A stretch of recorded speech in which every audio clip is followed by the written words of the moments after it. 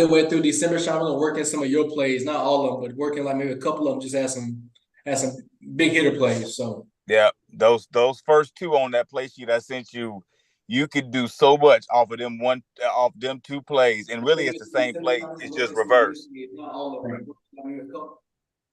Okay, looks like we up and running. What's All going right. on, fellas? All right. Here we go. We're gonna get a shake up tonight. Yeah, I think you got to, especially after the last 2 weeks, the performances that Georgia has put up. I think it'd be hard to keep them out of the top spot. I mean, I know Ohio State beat up on Rutgers and they beat up on Michigan State, but just Georgia taking on two top 15 teams in back-to-back weeks, I think is just it's too much for you to say that you are not going to place them in that number one spot right now. Well, I mean, now if you remember, now you go back to Rutgers. I ain't gonna say they ran over Rutgers. Now Rutgers was in that game deep into the fourth quarter. You know what I'm saying? Like there was a moment there where if they had made a 2-point conversion, it was a 1-possession game with a little time left, and they had momentum. So I mean, Ohio State, they have the best player in the country, if you ask me. Yeah. But that doesn't warrant them to be the number one team in the country. You know, you follow me? Yeah.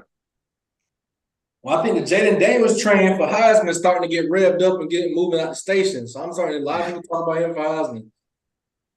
Yeah, I think it's just the performances he's putting up right now it's hard to ignore. I know Drew, you're a fan of Marvin Harrison Jr. at Ohio State for Heisman, but I just don't know how much do you have to do to win it as a non-quarterback, especially with the quarterbacks that's in the discussion right now.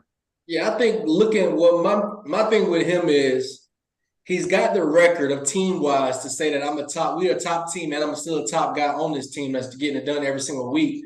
And then also, when you look at what he's doing, he has not had his Heisman moment yet. That's why he's kind of teetering to me. But if he goes and does the same thing he's been doing to everybody else against Michigan's defense, to me, it's going to be hard to knock him out that slot. So, to me, I got him and Jaden Daniels 1A, 1B when it comes to the Heisman. But I know it's a quarterback-driven trophy, so it's going to be tough.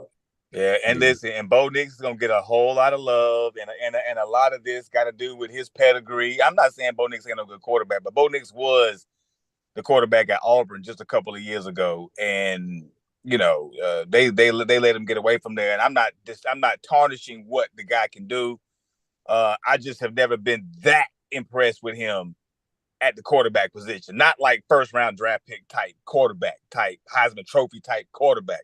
I'm just not that impressed. He's a great college quarterback, Tim Tebow like in some aspects, but not a great pro. Yeah. What do you think as far as is going on with Penix? Penix has kind of drifted away from that top spot in that discussion, even though they still winning. Go ahead, Drew. Go ahead. I would put Penix above Bo. If I really got to look at it, I think he's had more like Heisman moments than Bo. I mean, my biggest thing about Bo Nix is that, okay, your closest game was Washington, and you didn't pull it out. Penix had 2 or 3 close games where he's had to go and win game-winning drives, game-winning moments, more Heisman moments than Bo. I guess, but being on Washington's team, it just doesn't get the hype that everybody's getting, like Oregon gets. You know, so it's tough for him, but. Hey, let me ask y'all this before they get kicked off. Do you think there's any change in the one-loss teams, that 6th through 11th spot right now? I don't think all so. of them hold serve? I think they all hold serve, man. They all hold serve as long as Oregon wins, Oregon wins, and Washington wins, and Texas wins, and Bama wins. It's gonna be right there. 6 was that 5, 6, 7, 8. That should not change if you ask me. Well, take that back. Well, you got Penn State that just lost and Ole Miss that just lost, so they'll probably drop. Right. But I think okay. I'm talking about top 6. I think Louisville will jump in the top 10. But to me, Sean, if we really got to debate about it, really got to look at what the College Football Playoff Committee looks at, Texas should be number 6.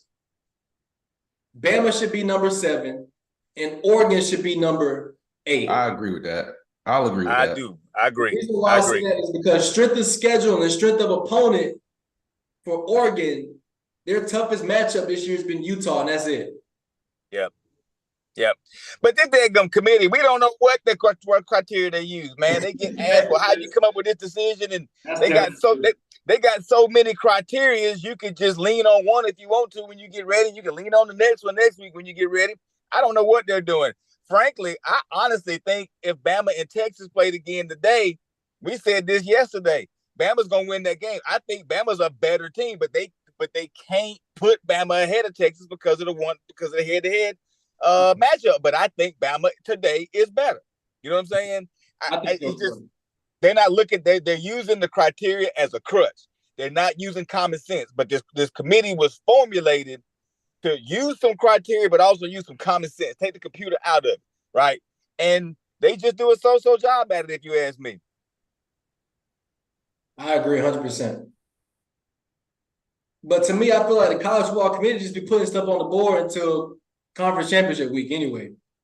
So unless it's like dead giveaway, which one is better than the other, I think they really just be playing around with it. Yeah, and they know a lot of this stuff's gonna play itself out, but their job is gonna be real hard at the end of this one. It's gonna be real difficult when this one's all said and done. You know what I mean? Because that top 8 is I'm gonna give Georgia the clear cut number 1, but the number 8 team in that scenario may be the one that's best suited to knock them off, and they way back at number 8. Right.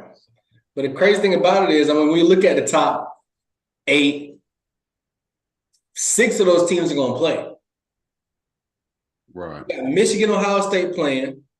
If the stuff plans out for the Pac-12, Oregon and Washington going to play again. And you got Bama and Georgia locked in to play again. So, I mean, we're going into a mayhem next month. I mean, it's going to get pretty crazy. It's gonna be lights out, man. That's why these are just kind of this program tonight is kind of a moot point.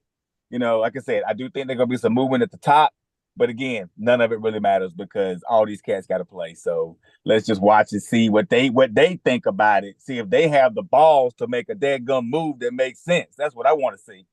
Yeah, that's gonna be a good tell. I think there's one that makes 100% sense, and I think that's Georgia being number 1. Correct. I think you have to, man. If they don't do that, they pride getting in the way. Yeah. But with the way Washington struggled and Florida State struggled, I wonder if they're going to dibble and dabble with them two flipping at 5. Man, you know what? They won the football games. I give it to them. Florida State been playing like this all year. You know what I'm saying? They've been kind of living and dying by the sword. You know, they haven't, outside of a couple of early wins, you know, they haven't really had a tremendously dynamic performance. The quarterback is really good. They got some good players. They got a great wide receiver. They got the talent to get it done, but probably because they're sitting over there in the ACC, and the ACC is just kind of the weaker of all these conferences right now. They're just not really getting. They're playing average teams, and they're playing to the level of these average teams, and that's not going to work when they get into the playoff. If they get into the playoff, yeah. Right. And part of it is, I wonder how hard is them for the. Is it hard? How hard is it for them to get up as a team? You know how hard it is to get motivated to play some of these lesser teams in the ACC versus having some good, challenging games. You know, back-to-back weeks or even every other week, so to speak. Like look at Georgia. Georgia just took 2 top 15 teams and played them back-to-back to kind of get you revved up going into the end of the season. Florida State probably won't have another challenging game until maybe the ACC championship game, but even then, that's still a couple weeks away at this point. Yeah, well, I mean, I think Florida can give them a good couple quarters. Mm-hmm. I don't think they're gonna do anything long term against Florida State. But I mean, if Florida State don't start off strong, then it's gonna be interesting. But right now, they're looking like they're gonna play Louisville in the championship, which I haven't personally watched too much of Louisville this year, so I don't know what that game really looked like. Right. Other than that slip-up game they had where they took that loss, they've looked fairly well. Right. It's going to be interesting. I mean, how much credit are you going to give some of these other teams to crack the top 10? I know they probably won't have a shot at getting in the top 4 or even close to that. But like you said, Drew, it's a lot still to be played, especially in the Pac-12 right now that's going to iron a lot of this mess out. And if you do get to a fact where both Oregon and Washington take losses, what will it take for Bama to jump Texas? I think it takes them beating Georgia. You got to win the SEC. If you beat Georgia and you win the SEC, I don't think there's a way you can keep Bama out, especially with Ohio State and Michigan still left to play each other. Well, again, we talk about common sense. The committee's not going to do that because of the head-to-head game that You they don't think play. they'll pull the trigger? I don't think they have the balls to pull the trigger like that. It makes perfect sense. It makes perfect sense to me right now. I can call it right now. You know what I mean? Yeah. They're gonna wait until the end and hope that Texas takes the L somewhere between now and maybe the conference championship game, which could very well happen. But that's going to be very interesting because they have Oregon State this weekend, and that's probably who they're going to end up playing in that championship game. So, I'm be very interested to see how this game plays out this weekend between Texas and Oregon State. I believe they're playing right now. Y'all correct me if I'm wrong, but I know they play. If not this weekend, they play soon. But that's going to be a real telltale as to they don't play at all. Texas, huh? Texas got Iowa State and Texas Tech. They don't play until the conference championship.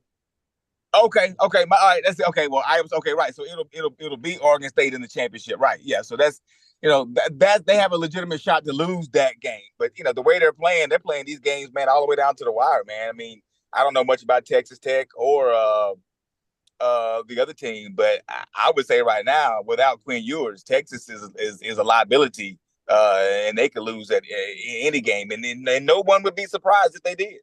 Right, I'm right there with you on that part, from that standpoint. Yeah, I think when I look at it, Iowa State doesn't have a chance against Texas. Texas State, to me, doesn't have a chance against Texas. It's going to come down to, can Texas win their conference championship? That's their ticket in. But, I mean, I think it's still a shocking point to say that if Texas wins out and we have a couple losses shake up the top four, you're still trying to say Bama does not have a shot to get in no matter what they do. That to me, that's still a shocking point. I think that they'll pull the trigger. I think they got to me. If Bama beats Georgia, to me, you have to put Bama in. Well, that's the best win of the season by anybody. Yeah. Best win of the last 2 seasons. Yeah. And look, and the Texas loss still would not be a bad loss if they continue to win out. Again, it's going to be whether they have the balls to pull the trigger. Look at the schedule. Look at who they played. Look at who they beat. If you use that common sense mentality, I say you put Bama over Texas right now, even with the head-to-head loss, based on what I see. But they don't do it like that. They don't do it like that. So. Yeah, I get what you're saying. I 100% agree with what you're saying, but to me, with the way Texas has looked for the rest of the season and the way Bama's looked for the rest of the season, that head-to-head matchup would not end the same if they played again. No, it wouldn't. And listen, this has everything to do with someone to hear Jalen Milroe talk about how much respect he's gaining for his offensive coordinator, how he is adjusting the game plan based on Jalen Milroe's strengths. He's actually taking Jalen Milroe's input. One situation where an offensive coordinator or a head coach is actually going to go to the player and say, hey, man, what do you want to do, right? And this is what he's done, and he's turned Jalen Milroe into the beast we all knew he could be and some. And right now, he might be the best player in college football. You know what I mean? I mean, everything, it's just, whether he gets the invite to New York or not, he may not be playing like the best player in college football, along with Marvin Harrison Jr. And you say he will? How many people get invites to New York? How many total? Do y'all know? It changed. I've seen 5 up there before. I've seen 3 up there before. I think it all depends on what the voters are looking at, or who the voters are looking at. Yeah, and how close the voting is amongst players. You know what I mean? Right. All right. Well, on Yeah. my understanding, they starting to talk about it. College football just came on, so All right. Nice. that's coming up next. We should get to it real quick, but it's gonna be interesting. Yeah. I will be really surprised if they keep the top four the same. I really would be. Shocking. I'll be surprised if Ohio State. I mean, because if that's what we're looking at, then why did you move Georgia? If you're going to say Ohio State won't move because they keep winning, why did you move Georgia down when all they did was keep winning? Right. Good question. To me, if that's what we're looking at, and you hold serve, that means that you don't care about how the wins look. You just say, hey, they're still winning games, so we're not going to move them. Then why did Georgia move down? I don't know. Like I said, I was shocked when that first initial rankings came out. I was dumbfounded. I was like, to me, it was very simple. And they switched up the game by putting Ohio State number one. And I mean, this week, I would definitely keep it Georgia 1, Ohio State 2, Michigan 3, even though we haven't had that conversation yet about what Michigan looking like for the next couple of weeks. But then Florida State number 4. Yeah. Man, I don't know how much time we have before they start, but I'm gonna say this: I watched the vast majority of that Michigan Penn State game, and I came away relatively impressed with Michigan, man. And not so much the play calling. It's not a lot of razzle dazzle there.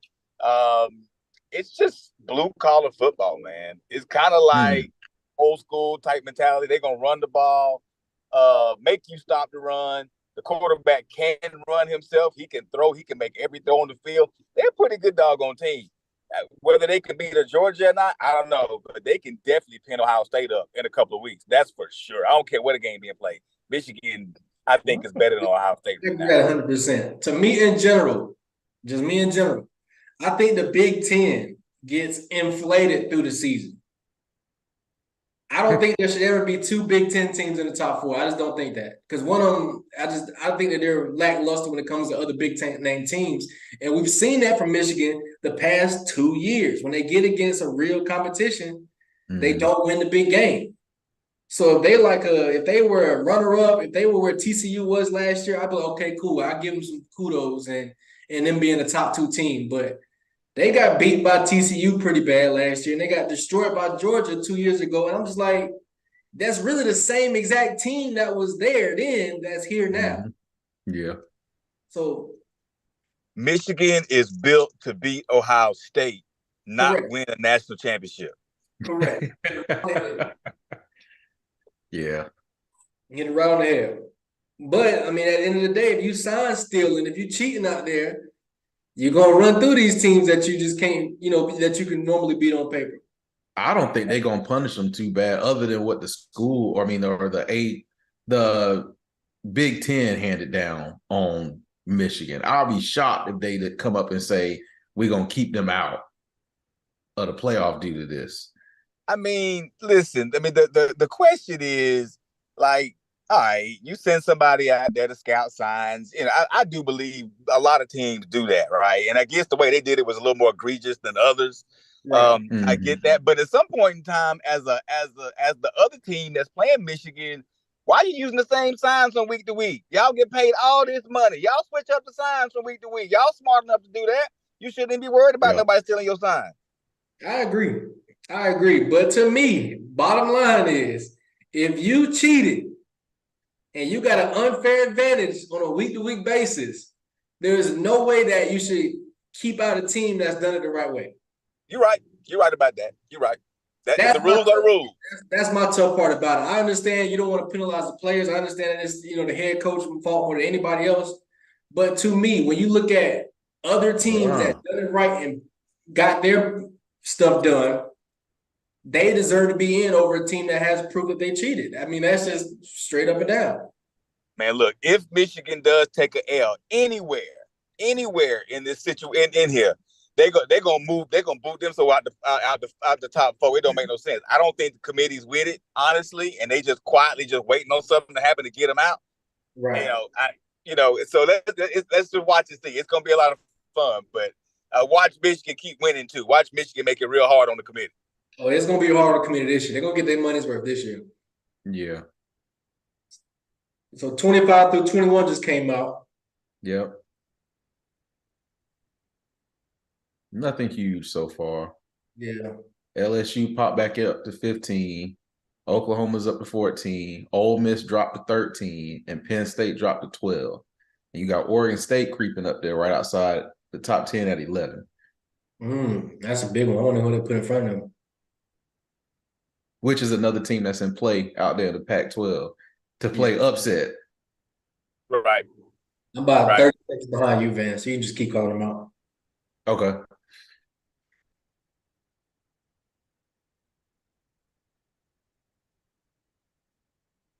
So that means you got a Missouri team that cracked the top 10. Seen Oregon State play this year? Huh? Have y'all seen Oregon State play a game this year? Or seen highlights, clips, anything? I have not. Okay. So you got Louisville at 10. Yeah, they're not bad. Missouri at 9? Yeah. Missouri got to be at 9. They putting Missouri in the top 10. Missouri at 9, up 5 spots. And they just beat Tennessee? Wow. So that's a 2-loss team above a 1-loss team. That's like the first one we've seen this year. Yeah, the first one. Yep. You know what, guys? That right there gives them all the justification to go ahead and move Georgia to 1 because they just beat the top. They beat Missouri as highly regarded as they are with the committee. Yeah. You watch.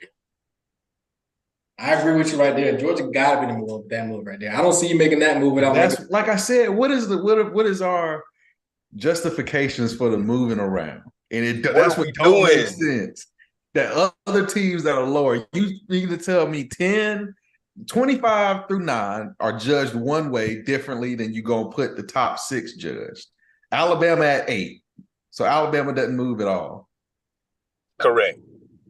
Which makes sense. They're not gonna move until some teams lose. That's right. They're stuck. Which means now. You should still have Texas at 7 and Oregon at 6. Especially after Texas barely got back past TCU. Right. Well, listen, you have no reason to move Texas up. No reason at all. You ain't got a reason to move Oregon. Texas at 7.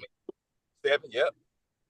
Texas at 7, which means Oregon will be at 6, and then we'll see how this top 5 looking. Yeah, so my interest in top 5 would be, does Washington jump Florida State? And does Georgia jump Ohio State? That sounds very doable.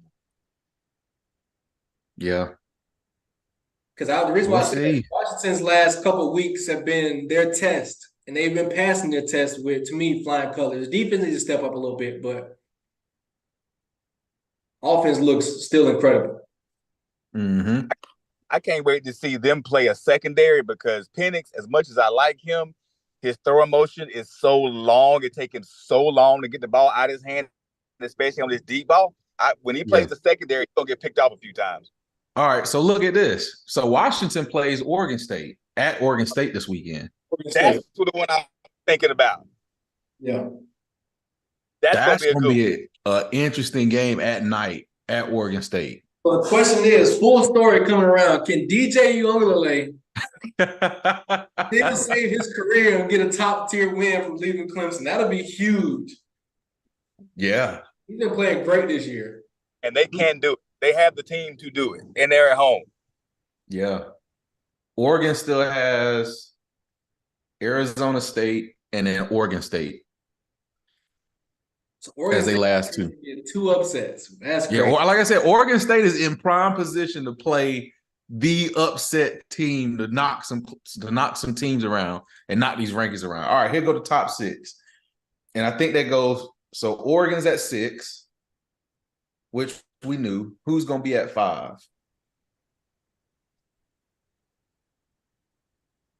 Probably still going to be Washington.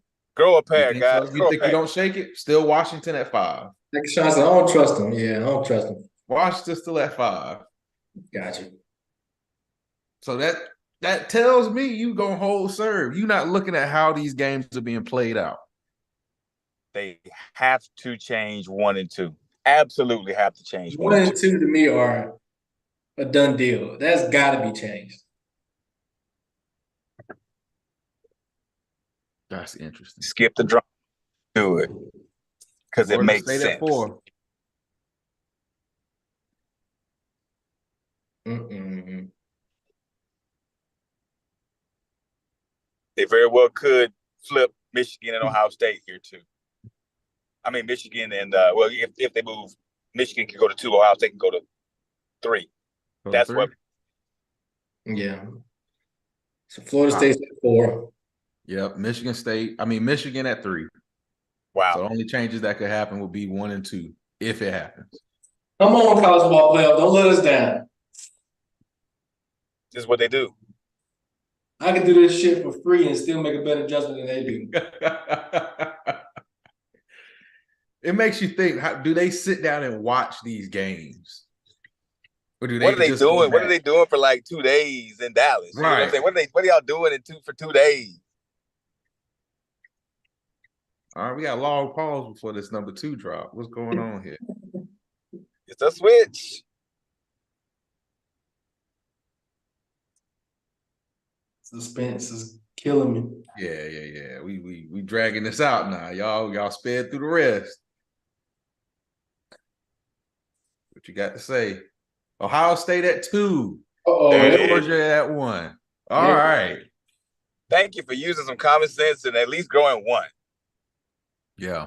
But I think, like you said, that Missouri move to top 10. Yeah. Definitely had some weight, being at what I think what most people thought it would, because they're giving them credit for the way they played against Georgia then. Yeah. Right. And overall strength of schedule. And so you had to do the same thing with Georgia, beating a then number 12 ranked Missouri team, and then beating a top 10 Ole Miss team in the ways that you did it. Had carried a lot of weight, especially these last 2 weeks, and not getting off to slow starts like Georgia was known for before the past couple of weeks, going back to the Florida game. So I don't see I think Georgia rises out. I think that deciding factor. So here's another question this brings up, though. If you're going to keep Georgia at 1, if Georgia loses in Atlanta, are they out? No. At 1, I understand if you're at 3, if you're at 2 and you lose, then you kind of know, all right, yeah, you're getting bounced. But if you're a number 1 team going into conference championship week, you lose to a team that's not in that top 4, do you then, or are you bounced? After being undefeated for the entire season, are you out? No, they'll go to 4. Just from the aspect that Ohio State and Michigan, one of them are going to have a loss. Right. Now, one of them will be bounced. They'll bounce one of them after they get bounced. Right. Now you talk about who's better. A 1 loss, let's say, Oregon or Washington, right? Now we're talking about who's the best 1 loss team here. And now we got to get into criteria and stuff like that, and the balls and all this and that. We kind of see what happens. But I do not think, regardless of what happens, now if Georgia loses this weekend to Tennessee, and then they take an L in the ACC championship game, there's no way. It's not happening. But they lose to Alabama, which at that point in time would be a really good win. I mean, a really good loss with the respect that Bama's getting right now. Now Georgia stays in. I think they move to number 4, and I think Bama probably goes to like 3 after the win. So they could meet again in the national championship game, which would be very exciting. It's going to be crazy, but to me, I think if everything plays out, I think Texas and Bama are going to end up flipping. I think if at the end of the day, we're going to look at the whole resume and everything like that, Bama will have a better resume than Texas if everybody wins. If they beat Georgia, yes. Right. Yep. Yeah. They beat Georgia again. This is when the committee has to really step up and use some common sense. I feel like they're using the head-to-head, currently using the head-to-head, and they're using it real strong. We'll see. The next 2 weeks is going to make a difference, because Bama's not going to get a whole lot of credit or praise for beating UT Chattanooga, nor are they going to get a whole lot of credit or praise for beating Auburn. But when it's all said and done, even then they still may not move up if everybody, if certain teams, depending on how far they drop, right? Michigan, Ohio State loser. How far do they actually drop? Does that impact Bama's ability to even move up? We don't know. It's just so much that we still have that's left to determine here with the committee and how they're thinking about this and how these games are going to play out. Man, it's just going to be very interesting to watch the whole thing play out. And so if you look at the Pac-12, that Pac-12 championship game is looking like it's going to be a rematch of Oregon going up against Washington again. And so you got to think, even if Ohio State and Michigan lose, if either of them lose a game, you still got to get over the hurdle that is Washington and Oregon. They got to get out the way first. Unless Oregon State beats Oregon. Right. If Oregon State beats Oregon, they're going to the conference championship. Then it'll be Washington. They'll own the tiebreaker over Oregon. Right. They'll both have 2 conference losses, and Oregon State will own the tiebreaker over them. Yeah. Arizona had a season they did. When I watched them at the beginning of the season, I did not think they was going to be top of the conference. Yeah, man. Listen, it's I'm glad to see the move for Georgia. You know, that I do have a little faith in the committee with that happening the way that it did. I do think that in due time, Bama should jump Texas. That hurdle needs to happen for Alabama anyway. I do think that Nick Saban knows this also, and he's going to do everything he possibly can to crush Chattanooga and crush Auburn just to keep his argument valid and alive, because you know he's going to campaign for his team. But at the end of the day, you still got to win, man. Keep doing what you're doing. Same for everybody else. This is going to be the tightest 4. This is the year that 12 needs to be in play. Yeah. This would be a really good year to start the 12-team format. It really would.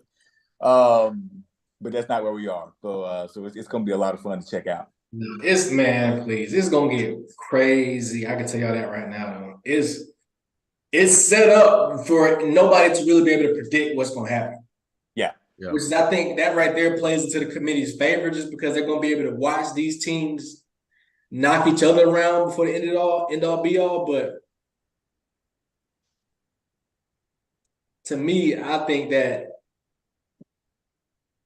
guaranteed slots. I think if Florida State wins out, they're in. Yeah. Yep. One of the 2 of Michigan and Ohio State are going to be in. Yep. Mm-hmm. And to me, regardless of them all, the world collapsing, Georgia's going to be in. Yeah. Yep. That's a good point. That's tough.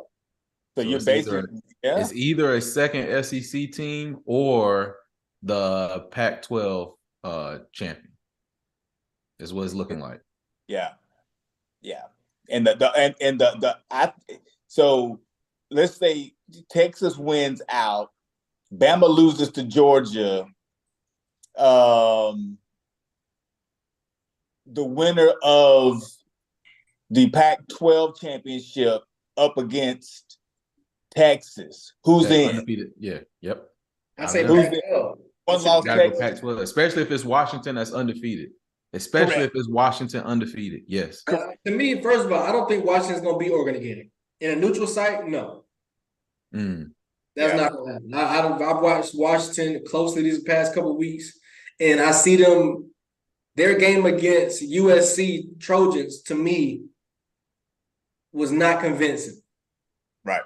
Oregon, when they played USC Trojans, really dominated 90% of that game. Yeah. And when you look at their head-to-head, if that game wasn't in Washington, I don't think that Oregon loses that game. I'm with you. I'm right there with you on that. So these are all the things that this committee has to really, really think about and contemplate. And, one of the other cool things about it is, with the exception of, Washington, I'm not saying that they haven't had a storied program, because they have. They won the national championship before. They've had great players come through that program. You look at the helmets, man. This is the blue blood type of. You look at the top 8 teams that are really in the mix to try to get into this top 4 when it's all said and done. Man, these are storied programs, man, that have been here for a long time. They're well coached. This is about as good as it gets in regards to trying to get down to the best 4 teams. Man, you got the helmets here in this top 8. This looks real good on paper. Yeah, it's gonna be cool. Before we end the van, are you able to see who came in and who left alive? What you mean? Like people watching. No, I can't. Got you. Because Maybe from what after I've the fact. seen, our top viewer got up to 5 viewers. So Okay, that's what's up. little momentum on Yeah, these. that's what's up. Good combo. Like I said, it ain't gonna do nothing but just continue to heat up as these games continue to heat up. You know what I'm saying? Yeah. Yeah. Yeah. It'll be a lot of fun, y'all. But all right, thank you everybody for tuning in. You'll catch our week 12 prediction video. Should be coming out tomorrow, and we'll catch y'all next week, man. Y'all have Well, a holla, good one. y'all. Hey, go follow us on Instagram. We got a new Instagram up. Go follow us on Instagram. There you go. Read it, Subscribe, y'all. hit the bell, get the notifications rolling, so that way y'all can know when we go live and we post. Hey, we